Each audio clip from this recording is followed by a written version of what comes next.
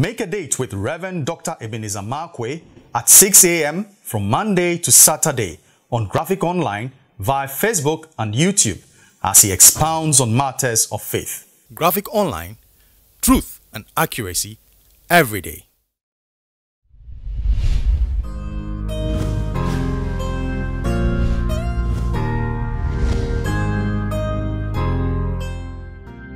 This is Reverend Dr. Ebenezer Markwei of Living Streams International, bringing you matters of faith with Graphic Online. And I'm still on the Christmas roll. And here are the principles invested in the event of Christmas, or whatever you choose to call it, celebration of the birth of Christ.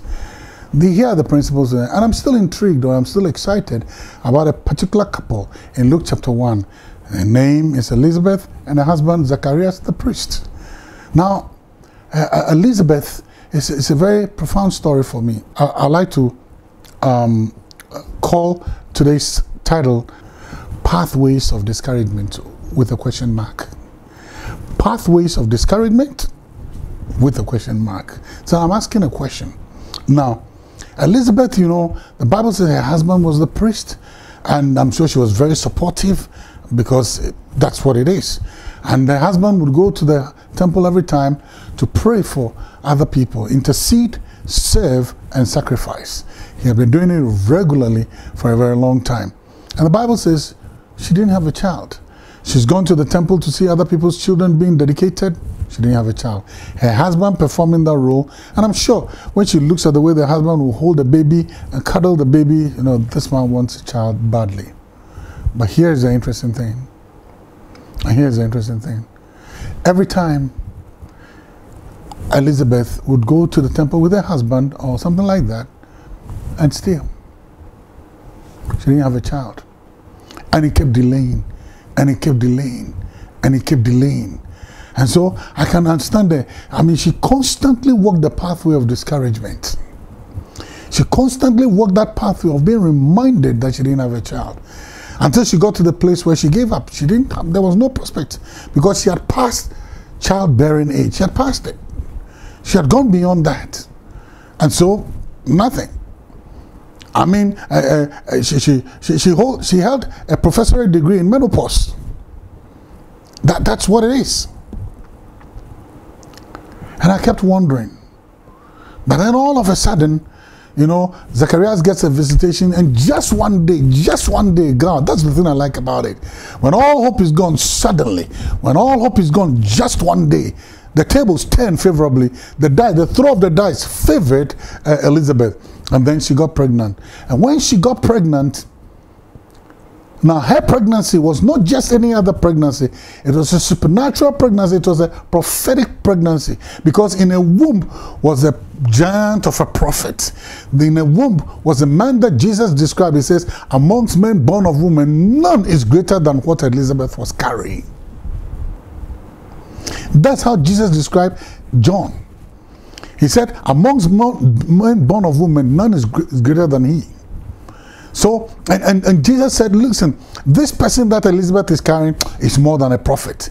This is the one was written a long time ago. So, Elizabeth was carrying an ancient prophetic declaration. And I was wondering, so all the delay was for this particular purpose. Do you know why the delay? Do you know she walked that path of discouragement? Was it a path of discouragement? It's just simple. Timing. The timing for her child was not right. He was being programmed. He was being prepared. So just when the Christ was about to appear, then he will come to fulfill his purpose.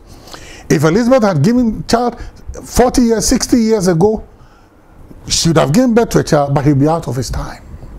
He'll be out of his season. And the purpose for which he was sent might not be accomplished. So the timing. So listen, don't you dare get discouraged. Walk that pathway. There may be light at the end of the tunnel you will not see. And for God, it doesn't matter whether you're 80 years, because Moses was 80 years when ministry started.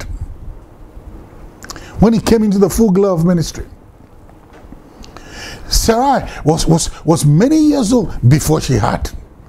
So I don't say, well, this is what the natural this thing says. God, the thing about God is he operates in the supernatural. He supersedes the natural. He breaks all the natural laws. He walked on water. He broke the law of gravity. He multiplied food. He multiplied 5 loaves of bread. He defied the laws of production. I mean, taking raw materials and then producing. He defied every law. So God has the capability to defy every law just for your sake. The timing. So you know what? That road you walk is not a pathway of discouragement. That road is not a pathway of discouragement. No. It's a question of God's timing and God's season. In His time, He makes all things beautiful. That's the difference. So you know what? Don't put your head down. Lift up your head. Never say never. Never say never. So your story is not over until it is over. If God can do it for Elizabeth at that old age, He's still in the miracle working business. He can also do it for you. And what you are carrying might be greater and more glorious, because always the glory of the latter house is always greater than the glory of the former. So what you're carrying might be greater than what has ever preceded you. So rejoice and be happy for somebody else. You are also going to carry your own. And yours might be bigger and better. Better is the end of a matter than its beginning thereof. And sometimes God waits, not because it is delay. God delays, and it is not denial, but God delays because He wants to time it according to His purpose, so that the thing will rhyme and sync with His purpose. That's sometimes a reason for it, so that your testimony will be greater than all others. So it is not delay, it is not denial, it's just delay.